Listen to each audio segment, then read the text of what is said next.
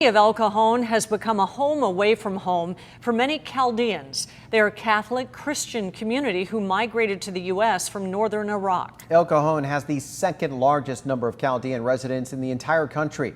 Our 10 News reporter Nataya Holmes spoke with members of that community whose families found refuge in the East County.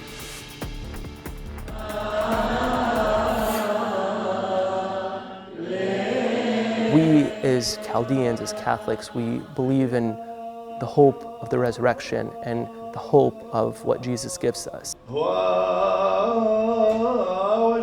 The church is the center of the Chaldean community in El Cajon.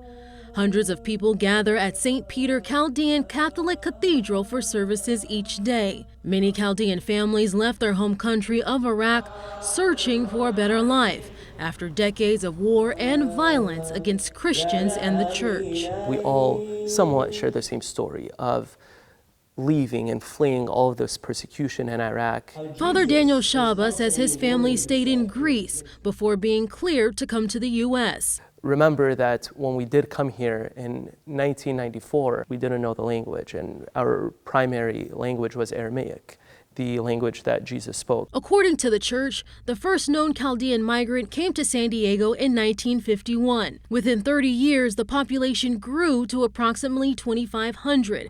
Today, nearly 40,000 Chaldean families have made El Cajon their home. The best part of El Cajon is the community. Dr. John Kasawa sees 15 to 20 patients a day, many whom are Chaldean.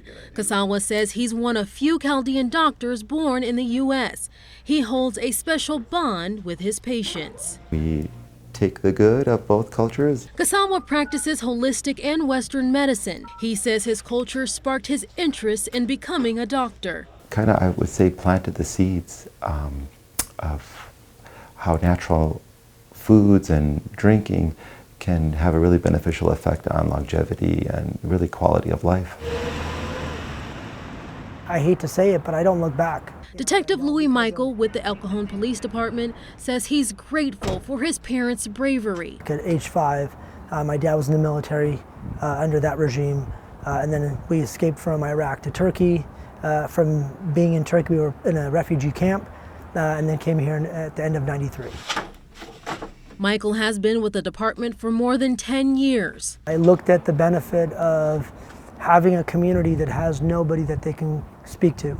I was the only cop in the department for over 10 years that spoke Arabic and Aramaic. With Michael's help, there are now 5 Chaldean officers on the force. He says it's the support of the church that has allowed the community to thrive. I think it's the backbone of the community. Many say they will never call another city home. El Cajon is a very unique place, it's a very special place. Nataya Holmes, 10 News. Detroit is the only city in the country with a larger Chaldean community than El Cajon. Our goal of taking you inside the communities that make San Diego County so unique doesn't end here.